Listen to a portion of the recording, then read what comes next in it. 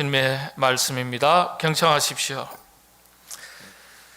너희 중에는 그렇지 않을지니 너희 중에 누구든지 크고자 하는 자는 너희를 섬기는 자가 되고 너희 중에 누구든지 으뜸이 되고자 하는 자는 모든 사람의 종이 되어야 하리라. 인자가 온 것은 섬김을 받으려 함이 아니라 도리어 섬기려 하고 자기 목숨을 많은 사람의 대속물로 주려 함이니라. 아멘.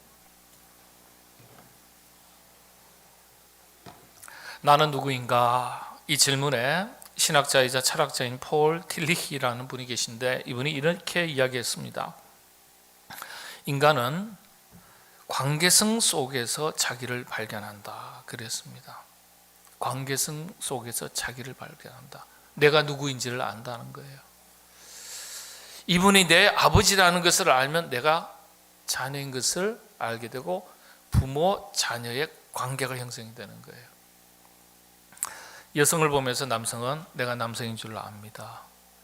여성은 남성을 보면서 내가 여성인 줄 알아요. 그래서 관계성 속에서 자기 자신이 누구인지를 발견하게 된다 그랬습니다. 맞는 말이죠. 근데 신앙의 관점에서 보면 하나님을 아는 것이 곧 내가 누구인지를 아는 것입니다. 그리스도인이 누구이고 어떻게 살아가야 하는지도 매 한 가지죠. 하나님과의 바른 관계성 속에서 내가 누구인지를 분명하게 알아야 자기답게 살아갈 수가 있습니다. 내가 그리스도인인지, 거룩한 하나님의 백성인지, 하나님의 자녀인지, 이게 정확하게 알아야 그에 걸맞게 산다는 거예요. 그렇지 않으면 명목상 그리스도인으로 살기 쉽습니다. 하나님께서 이 점을 아시고 출애굽 이후에 광야에서 이스라엘 백성들에게 자신들이 누구인지를 깨닫도록 하시기 위해서 관계성 훈련을 시키셨어요. 그게 바로 제사라는 방식입니다. 제사라는 훈련이에요. 지금의 예배겠죠. 그래서 이스라엘 백성들에게 광야 40년의 세월은요, 광야 생활이 아니에요. 단순한 훈련이 아니에요. 하나님과 이스라엘 백성 사이의 관계성의 훈련인 거예요. 관계성의 훈련. 구약의 예배가 신약으로 넘어오면서는 하나님을 만나는 방법이 더 구체적으로 바뀝니다. 특별 계시라고 부르죠. 성육신 하신 예수님. 이 예수님께서 말씀이 육신이 되어 우리 가운데 거하심에 우리를 찾아오신 예수님을 가리켜 특별 계시라고 말합니다. 나머지는 또 일반 계시죠. 근데 성령님의 역사와 기록된 말씀, 성경을 통해서 우리가 또 성육신 하신 예수님을 통해서 하나님을 알아가고 만나게 됩니다. 그래서 구약과 신약을 비교하면 하나님을 만나는 방식에 있어서는 구약은 조금 간접적인 방식입니다. 제사장을 통해서, 들리는 음성을 통해서. 그런데 신약은 보다 직접적인 방식이에요. 예수님을 만났습니다. 구약 시대에는 율법, 기록된 말씀이 없어요. 제사장이 일러주는 것밖에 없어요. 근데 신약 시대부터는 어떻게 되는 거죠? 직접적으로 기록된 말씀을 통해서 우리가 하나님을 만나게 되는 겁니다. 이런 관계성이라는 관점에서 종교개혁자 루터는 성경 자체가 전체가 다 그렇습니다만 이 예배가 그토록 중요하기 때문에 예배의 가르침, 핵심이 되는 레위기를 콕 집어서 하나님을 알아가는 교과서다 이렇게 평가했습니다. 하나님을 알아가는 교과서. 구약의 제사, 신약의 예배가 하나님을 알아가고 나를 알아가는 교과서라고 말씀을 드린다면 이 교과서를 통해서 하나님은 우리에게 뭘 가르쳐 주시려고 하는가? 무엇을 보여주시려고 하는가? 여러분, 우리가 공부할 때 공부 잘하는 애들이 공통점이 뭐라 그러죠? 교과서만 가지고 공부했어요. 그러잖아요. 교과서에 충실했어요. 그러지 않습니까? 주변에 못 보셨어요? 이게 참 신기해요. 어떻게 보면 참 우리는 온갖 걸 다 동원해도 공부가 들똥말똥인데 교과서에 충실했어요. 학원 안 다녔어요. 우리 교회도 그런 애들이 있거든요. 교과서에 충실했다요. 여러분, 그래서 교과서가 참 중요한데 교과서를 들고 핵심을 꿰뚫어야 되잖아요. 여러분, 예배의 핵심, 교과서의 핵심이 뭘까요? 이걸 아셔야 돼요. 다름 아니라 하나님은 우리를 사랑하신다. 하나님은 나를 사랑하신다. 교과서의 핵심입니다. 핵심.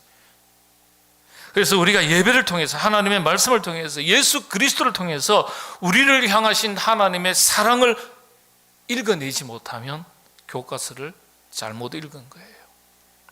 그래서 우리가 주님을 안다고 했을 때, 주님을 아는 것은 주님이 우리를 사랑했던 그 사랑을 알고 우리도 주님을 더욱더 사랑할 때 이 교과서를 제대로 읽었다고 말할 수 있는 것입니다. 오늘은 대림절 첫 번째 주일입니다. 대림절은 우리를 향하신 하나님의 사랑을 확인하는 절기죠. 2000년 전에 이 땅에 오신 예수님이 아니라 날마다 우리 가운데 찾아오시고 함께 하시고 동행하시는 예수님을 깊이 만나는 절기가 바로 성탄의 절기입니다. 우리가 기록된 말씀을 통해서 묵상하면서도 우리는 우리 가슴에 또다시 성령님의 임재 가운데 예수 그리스도 주님을 만날 수 있어야 됩니다. 종교개혁자 루터는요, 그래서 이렇게 평가를 했습니다. 성경 어느 부분을 읽어도 아기 예수가 누워있다. 참 좋은 표현이에요. 성경 어느 부분을 읽어도 예수님이 계신다 이렇게 표현하지 않고 아기 예수가 누워있다 이렇게 했어요. 그래서 성경은 아기 예수가 누워있는 구유다 이렇게 이야기했습니다. 루터가 참 뛰어난 이야기를 한 거예요. 성경 속에 예수님이 누워 계신다. 그래서 성경 66권 모든 장에서 예수님을 만날 수 있어야 합니다. 대림절은 특별히 바로 이런 절기입니다. 주님이 땅에 오신 성탄의 절기 가운데 여러분들 주님을 더 깊이 만나시고 경험하시는 은혜가 여러분들에게 있으시기를 바랍니다. 성탄절을 이렇게 요약하는 신학자들이 있습니다. 예수님을 기다렸다, 찾아오셨다, 찾아오신 예수님을 담는다, 그 예수님을 전한다. 네 가지 용어로 설명을 합니다. 기다렸다, 찾아오셨다, 담는다, 전한다. 아주 간단하지만은 구원에 관한 신앙세계 전체를 압축해서 요약한 것이라고 하겠습니다. 또 다르게 요약하기도 하는데요.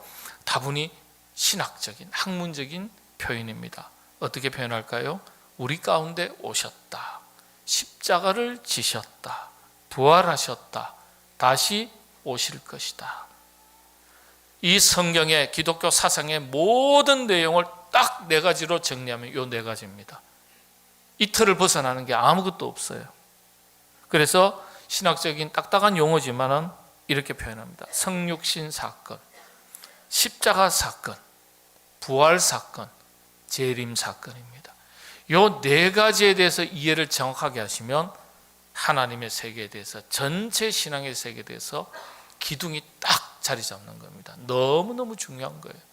제가 왜 이렇게 표현을 드리냐면은 우리가요, 하나님의 말씀을 알아가면 알아갈수록 누구를 발견한다 그랬어요? 하나님을 발견하는 것도 맞지만 누구를 발견한다는 거예요? 나를 알아가는 거예요. 나를. 나 자신을 알게 되는 거예요. 내가 누구인지, 내가 어떻게 살아야 되는지 아는 거예요. 그거 모르면 인간이 드러나는 거예요. 내 속에 예수 그리스도가 사는 것이 아니라 명목상 그리스도인으로 살지 내 안에는 예수가 없는 거예요. 아는 게 없는데, 잘못 아는데 어떻게 우리가 그리스도인으로 살겠습니까? 이게 아닌 거예요. 그래서 이 중에 이 땅에 오신 성탄의 절기, 성육신 사건에 대해서 간단하게 살펴보겠습니다. 신약 성경 중에 예수님의 일대기를 기록한 성경이 이제 복음서죠. 복음서인데 마태, 마가, 누가, 요한 복음서죠. 사복음서라 그럽니다. 이 중에서도 마태, 마가, 누가 복음을 공관 복음이라고 말합니다. 공통된 관점에서 기록된 말씀이다. 그래서 내용이 막 중복이 됩니다. 자세히 들여다보면 서로 차이가 있지만은 비슷비슷해요. 근데 예수님을 설명할 때도 비슷하지만은 이미지가 확실하게 달라요. 이 세 성경이, 마태, 마가, 누가복음이. 그리고 요한복음도 아예 다릅니다. 차원이. 왜 이미지가 중요하냐? 참 중요해요. 예수님께서 이 땅에 오셨고 우리가 예수님을 만났을 때 우리가 만난 예수님의 이미지가 중요합니다. 왜냐하면 그 이미지 자체가 메시지예요. 교훈이기 때문에요. 우리가 사람도 이미지 참 중요하잖아요. 다 보니까 인상이 너무 좋아요. 예.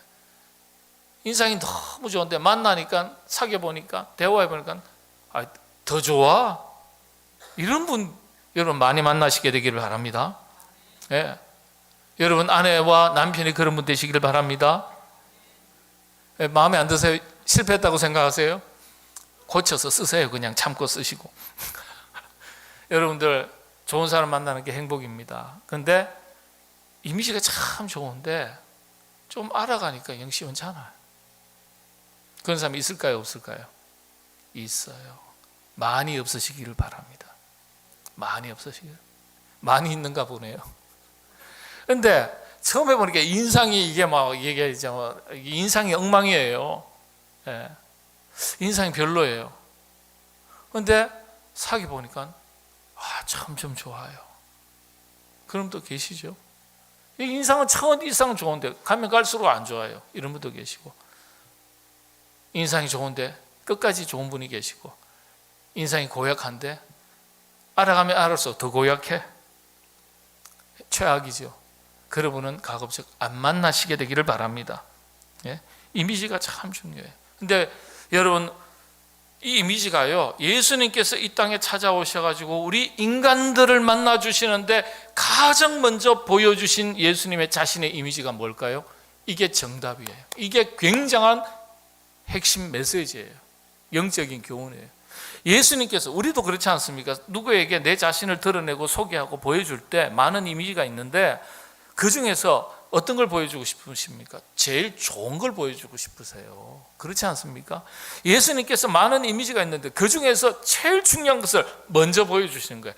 그 첫 번째가 뭐냐 말이에요. 그게 마가복음서입니다. 마가복음서. 원래 성경에 첫 번째 기록된 것은 마가복음서예요. 그리고 마가복음서를 기초로 해서 마태복음이 기록되는데 2000년 전에 70인의 이 지도자들이 이 여러 가지 나열을 하면서 마태복음을 먼저 나열을 하게 됐습니다. 왜냐하면 마태복음이 예수님의 탄생 이야기가 기록이 되어 있기 때문에, 상세하게 기록이 되어 있기 때문에 그렇게 배치를 한 거예요. 실제로는 마가복음서예요. 자, 마가복음서에서 어떤 이미지일까? 근데 한번 살펴볼게요. 마태복음에서는 어떤 이미지를 보여주시냐? 왕의 이미지를 보여주세요.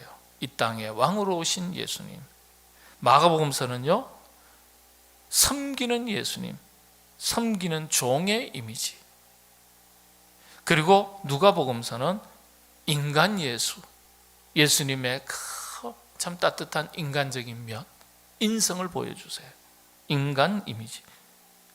그래서 복음서에는 별명이 다 있어요. 마태복음은 왕으로 오셨다 그러니까 동물의 왕이 누굽니까? 사자잖아요. 그래서 마태복음을 가리켜 사자복음이라고 말합니다. 별명이에요. 사자복음. 그러면 마가복음은 종의 이미지니까, 지금은 뭐 농사 문화가 별로 없습니다만 우리 도시에서 사시는 분들은 시골에 가면은, 예전에는요, 경운기 트랙터 대신에 누가 이 밭갑니까? 그렇죠, 소죠. 그래서 마가복음을 가리켜 송아지 복음이다 이렇게 말합니다. 그렇게 별명이 붙어 있어요. 그럼 누가복음은요, 인간 예수, 따뜻한 인간, 인정이 넘치는 예수님, 그 모습을, 이미지를 보여줬으니까 인자복음, 사람의 아들 복음, 이렇게 인자복음이라고 별명이 붙어 있습니다. 자, 그런데 또 다른 각도에서 요한복음은요 좀 다르죠. 누가복음은 인간 예수를 강조했는데 요한복음은 하나님의 아들 신성을 강조했어요.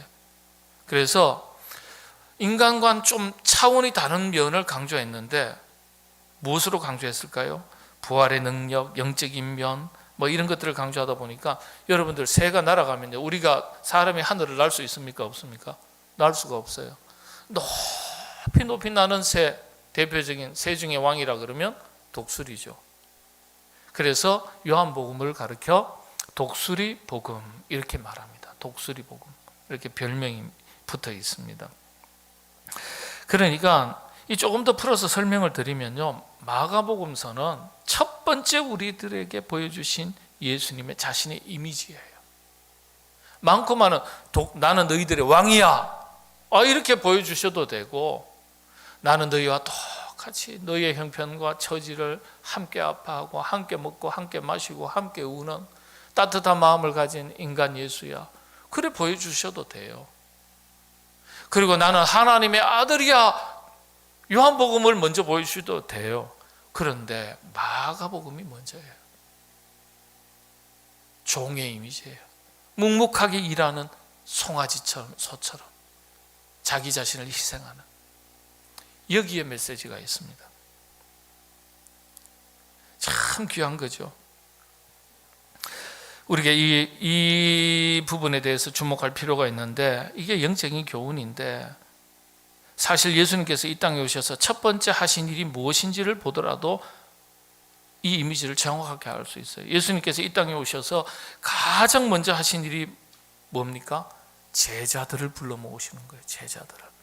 여러분, 제자들을 불러 모으셨다는 것은 일꾼들을 부르셨다는 뜻이에요. 제자들을 부르시고 가르치시고 훈련시키시고 일꾼 되게 하시고 복음의 사명을 감당하게 하신 거예요.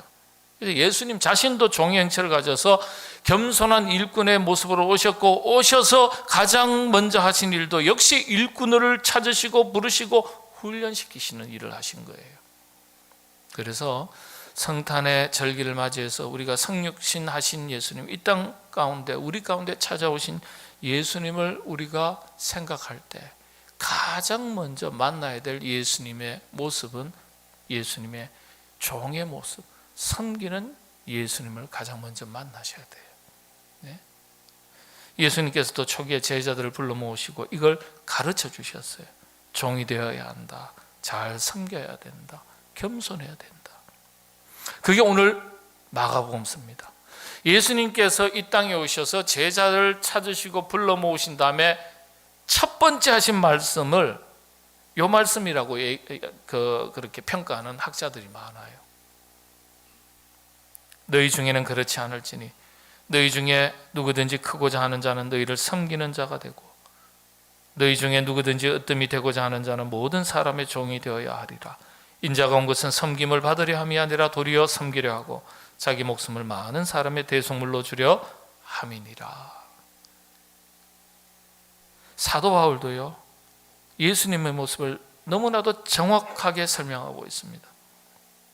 빌립보서 5장에서 8절인 2장 5절에서 8절인데, 너희 안에 이 마음을 품으라 곧 그리스도 예수의 마음이니 그는 근본 하나님의 본체시나 하나님과 동등됨을 취할 것으로 여기지 아니하시고 오히려 자기를 비워 종의 형체를 가지사 사람들과 같이 되셨고 사람의 모양으로 나타나사 자기를 낮추시고 죽기까지 복종하셨으니 곧 십자가에 죽으심이라. 예수님께서 자신을 그렇게 제자들에게 말씀하셨고, 사도 바울도 초대교회 많은 성도들에게 이걸 가르쳤습니다. 그래서 이 성탄의 절기에 성육신 하신 예수님의 모습을 생각하면서 우리 자신을 말씀으로 비춰볼 때 예수님처럼 우리도 그런 섬기는 종의 모습, 겸손히 섬기는 일꾼으로 살아가고 있는지 우리 자신을 돌아볼 수 있어야 하겠습니다. 여러분, 시대가 어려우면 어려울수록 일꾼이 더 많이 필요합니다. 왜 그럴까요? 어렵기 때문입니다. 어렵기 때문에. 어렵지 않고 쉬운 시대를 살아간다면 그만큼 일꾼이 필요 없어요. 그런데 시대가 어려우면 어려울수록 사람들은 피합니다, 도망갑니다, 숨습니다, 헌신을 주저합니다, 망설입니다, 갈등합니다. 성경을 보십시오. 12제자와 많은 무리들이 정작 주님의 십자가의 고난 앞에서, 십자가 앞에서 다 뿔뿔이 흩어지고 도망갑니다. 주님께서 부활하셔서 제자들이 부활하신 주님을 먼저 찾아갔을까요? 아니면 예수님께서 제자들을 찾아가셨을까요? 믿음의 여인들이 예수님의 부활의 소식을 제자들에게 전했습니다. 제자들이 두 발 걷고 달려갔나요? 아니요. 여러분, 2부 예배 때 말씀드렸는데 여러분 요즘은 반려견도 아니에요. 반려가족이에요. 저는 다른 교회, 우리 교회는 아니에요. 다른 교회입니다. 다른 교회 목사님이 저한테 문자 보낸 게 있어요.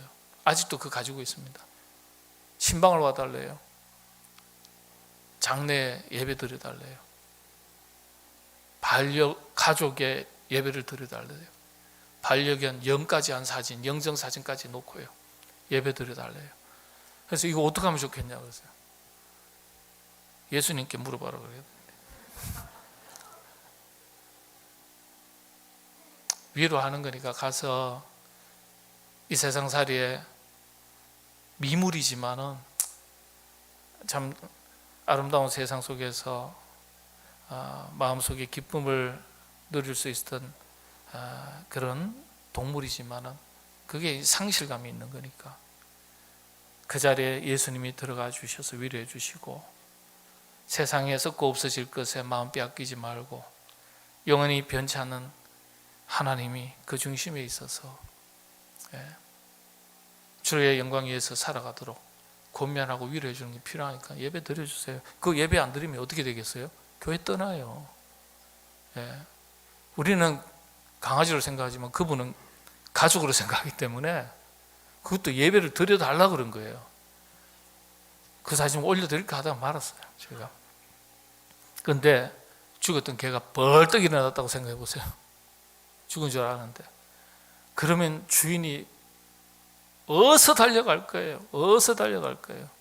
여러분 사랑하는 분이 돌아가셨다라는 소식을 들었는데 다시 소생했다라는 소식 들으면 그분이 여러분한테 달려오겠어요? 여러분이 그분한테 달려가겠어요? 생각해 보세요. 예수님이 돌아가셨는데 부활하셨다 하면은 제자들이 야 꿈이냐 생시냐고 예수님을 찾아 나서야 되는데 찾아 안 나섰어요. 갈릴리로 다 갔어요.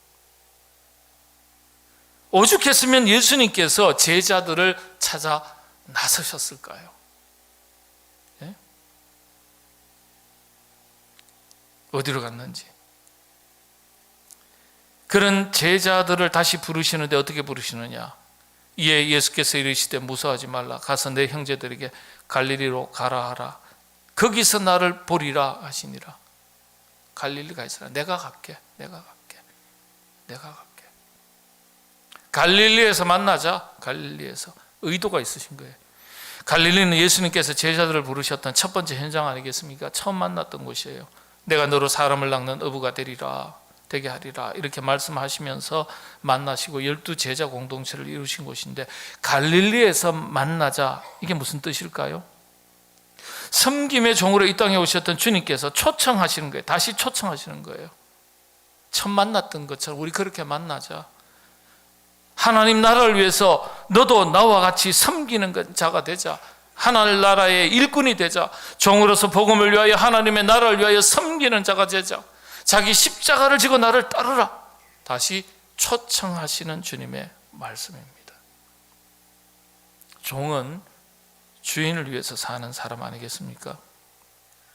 사도 바울이 그래서 위대한 고백을 했습니다. 로마서 14장의 말씀인데요. 우리 중에 누구든지 자기를 위하여 사는 자가 없고 자기를 위하여 죽는 자도 없도다. 우리가 살아도 주를 위하여 살고 죽어도 주를 위하여 죽나니 그러므로 사나 죽으나 우리가 다 주의 것이로다. 이로써 그리스도를 섬기는 자는 하나님을 기쁘시게 하며 사람에게도 칭찬을 받느니라. 가끔 우리가 열심히 일하다가요 하나님만 알아주면 그만이에요. 사람 안 알아줘도 괜찮아요. 하나님께 영광이 되면 그만이에요. 아니요. 사람에게도 칭찬받고 하나님께도 칭찬받아야 돼요. 왜 그런지 아세요? 교회는 그리스도의 몸된 교회입니다. 저와 여러분은 그리스도의 몸된 교회의 지체입니다. 지체는 자기 몸의 기쁨이 돼야 돼요. 지체는 자기 몸의 기쁨이 돼야 돼요. 그러니까 저와 여러분 우리 성도들에게도 기쁨이 되지만 사람에게도 기쁨이 될 뿐만 아니라 하나님께도 그리스도의 몸에게도 기쁨이 돼야 되는 거예요. 사람에게도 칭찬받아야 돼요.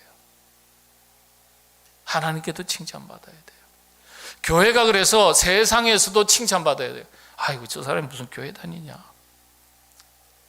그러면 안 돼요. 교회 다니는 사람은 교회 다니는 티가 나야 돼요. 선한 영향력을 미쳐야 돼요.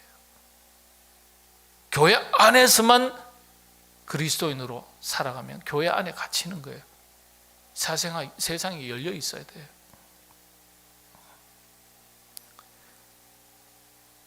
이 땅에 오신 주님을 깊이 묵상하는 가운데 이 음성을 들으시고 헌신된 종으로 산다는 것이 어려운 때이지만은 주님의 부르심의 음성을 듣고 주님을 본받아 섬기는 종, 섬기는 일꾼으로 살아가시기로 다짐하고 결단하는 여러분 되시기를 바랍니다. 세속화된 종교와 신앙의 가장 큰 특징이 뭔지 아세요? 헌신이 없다는 점이에요. 그게 기복신앙이에요. 복만 추구하는 거예요. 세속화된 종교와 신앙의 가장 큰 특징, 그에게서 헌신을 찾아보기 어렵다는 겁니다. 오늘 우리 시대가 그런 시대가 되었습니다. 우리 교단에서 세운 연구소가 있는데요, 이 우리 교단을 훌쩍 넘어서서 한국 교회의 많은 교단들이 이 연구소에 의지를 하고 있습니다. 수많은 연구 자료들이 쏟아져 나옵니다. 2주가 안 됐는데요, 목회 데이터 연구소 최근 조사에 따르면 구원의 확신이 없는 그리스도인이 49%입니다. 그런데 이건 한국 교회가 코로나를 거치면서 30%가 완전히 교회를 떠났어요. 정도의 차이가 있지만 30%가 떠났는데 그분들이 포함된다면, 다른 교회 간 게 아니에요. 아예 교회를 안 나와요. 떠나버렸어요. 근데 30%가 포함된다고 했을 때는 60에서 70%가 구원의 확신이 없습니다. 충격적인 결과예요. 더 놀라지 마십시오. 이 중에서 60%가 타 종교에도 구원의 길이 있다고 믿는다. 스스로 본인들이 답을 했어요. 49% 중에 절반이었는데요, 나머지 떠나간 30%를 합하니까 60% 가까이 돼요. 50에서 60%가 교회가 아니라 다른 종교에도 구원의 길이 있다고 믿으면서 교회를 출석한다는 거예요. 인터넷 가서 찾아보십시오. 나옵니다. 제가 오늘 밑줄 하나하나 캡처해서 쳐서 내가 보여드릴까 하다가 뭐 이런 것까지 하나, 그래서 제가 안 했습니다. 이 외에도요, 충격적인 결과가 많습니다. 명목상 그리스도인들이 60-70% 그냥 교회 한번 나가보자. 물론 여러분 오늘 예배드리는 이 가운데서 여기 해당되는 분들이 계실 거예요. 그게 선과 악의 문제는 아니에요. 뭐 틀렸다 잘못됐다라는 문제는 아니에요. 물론 구원의 확신이 자리 잡기까지는요 시간이 걸리지 않겠습니까? 예수님 믿는 분이 이제 제대로 신앙생활을 해보려는 분이 이게 어떻게 갑자기 구원의 확신이 생길 수 있겠어요? 그런데 10년, 20년, 30년 다녀도 명목상 그리스도인이에요. 그건 문제가 있다는 거예요. 문제가 있어요. 구원의 확신을 위해서는 하나님을 알아가는 시간이 필요해요. 알아가려는 노력이 필요해요. 하나님의 말씀을 배우고 알아가는 동안에 구원의 확신이 자리 잡는 거예요. 예? 여러분들 10년 가운데 구원의 확신이 분명하게 자리 잡게 되시기를 바랍니다. 더 나아가서 예수 그리스도 주님을 본받아 하나님의 일꾼으로서 아름다운 섬김의 본을 보이는 헌신된 일꾼들이 되시기를 바랍니다. 섬기는 종에게 요구되는 3가지가 있습니다. 꼭 기억하시기 바랍니다. 순종, 겸손, 그리고 인내입니다. 순종, 충성이겠죠. 겸손은 자기를 죽이는 연습이에요. 그리고 종으로 수고의 땀을 흘릴 때 견디는 인내가 필요한 거예요. 헌신된 일꾼, 섬기는 종에게 요구되는 3가지, 순종과 겸손과 그리고 인내라고 말합니다. 주님께서 우리에게 가르쳐 주신 내용입니다. 여러분들 이 땅에 찾아오신 주님 성탄의 절기를 맞이해서 가장 먼저 섬김의 모습을 보여주신 주님을 본받아 여러분들 그렇게 주님을 닮아가는 여러분 다 되시기를 바랍니다. 기도하겠습니다. 주님 이 땅에 오신 성탄의 절기에 섬김의 종으로 가장 먼저 우리에게 그 모습을 보여주셨으니 저희도 주님을 본받아 섬기는 일꾼, 순종과 겸손과 인내를 갖춘 헌신된 일꾼으로 살아가게 하여 주시옵소서. 예수님의 이름으로 기도하옵나이다. 아멘.